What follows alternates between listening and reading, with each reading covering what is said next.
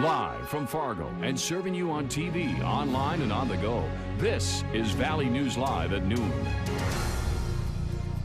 Breaking news this noon, Governor Jack Dalrymple has just requested that the North Dakota National Guard be called in to help with security at the Dakota Access Pipeline protests going on right now near Cannonball, North Dakota.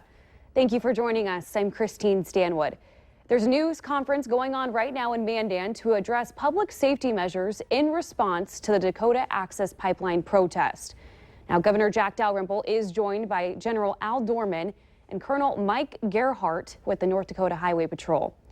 Protesters are trying to stop construction of an oil pipeline under the Missouri River because they say it could damage water resources to the area and sacred tribal lands.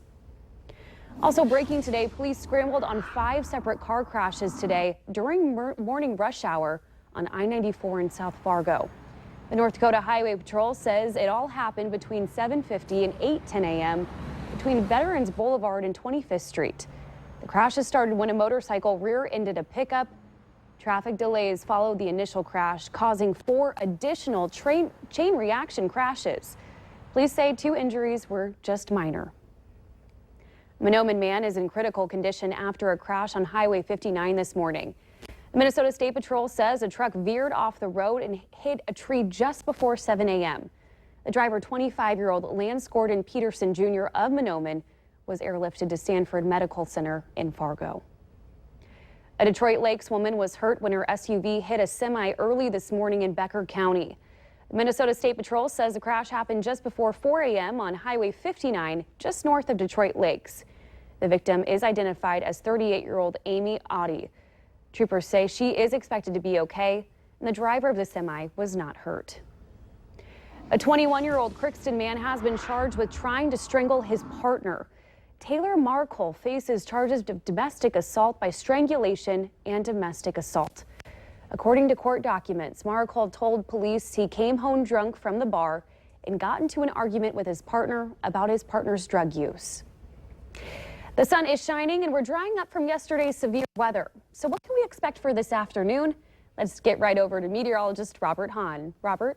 Right now, not too bad. A bit on the cool side for this time of year, but all in all, a pretty nice day out there. But as we head through the afternoon and evening hours, we'll see a risk for a few showers and maybe a couple of weak thunderstorms. Right now, temperature is a mix of 60s and 70s, 75 down in Sisterton at 71 here in the Fargo-Moorhead area, 67 over in Jamestown. Winds light, they'll remain generally light with a few stronger gusts, primarily out of the west and northwest, around 5 to 15 miles per hour. Mostly sunny skies now, but we do have some clouds on the increase off to our west. Right now, not a whole lot going on falling out of those clouds, but again, later on today, that activity well off towards the west near the Minot and Bismarck area will start to impact our area again in the form of showers and occasional rumble of thunder, primarily in the northern half of the valley. Today, a slight chance for a few showers and storms. Tomorrow, again, a slight chance for a few showers and storms. But how is the weekend looking? We'll let you know coming up in just a few minutes. All right. Thank you, Robert. People in some southeastern North Dakota towns are cleaning up after, as Robert mentioned, some stormy weather hit parts of the region. Power poles along Highway 32 near Lisbon and Gwinner were knocked down, and sheet metal rock was ripped off of one barn. Parts of Sargent and Ransom counties also saw large-size hail. And many of us know what happens when Fargo-Moorhead gets hit with heavy, fast rain, like what happened yesterday. Take a look at this. 1 inch in 30 minutes fills low-lying streets in a big hurry. There's one spot at 25th Street near 1st Avenue North where at least one car stalled in that deep water. Jacob Wetterling's mom jumped onto social media this morning with a tweet of thank you and support her family has received since the major break in her son's 1989 disappearance. Patty Wetterling says they're breathing in strength from every note, flower, candle, tear, and prayer. The cold case was solved last week when Danny Heinrich led police to the boy's remains. The Wetterling case has at least one Fargo area woman concerned about why North Dakota doesn't alert the public about low-risk sex offenders. She says she's been living next to one for more than a year without even knowing it.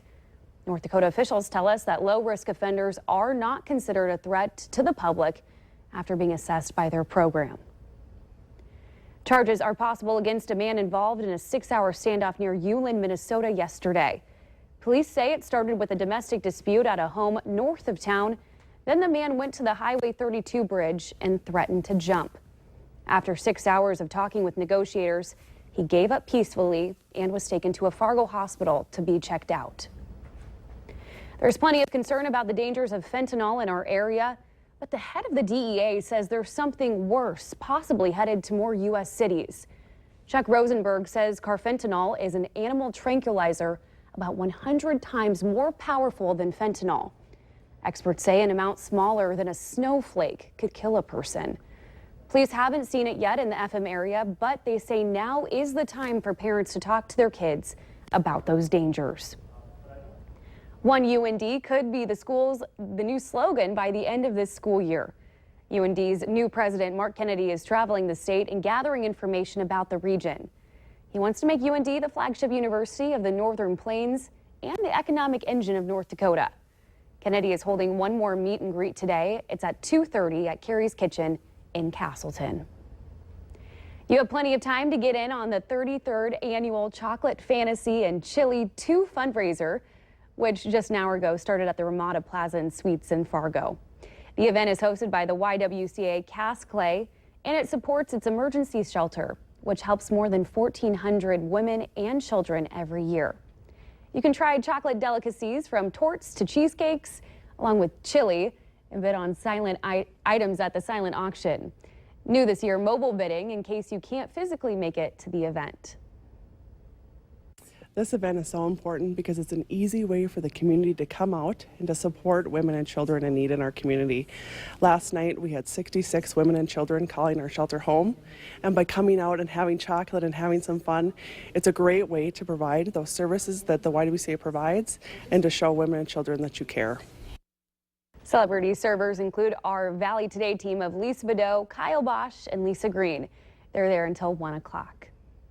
A Crookston teen used her 4-H project to give back to those who serve and to honor fallen Fargo police officer Jason Mosier.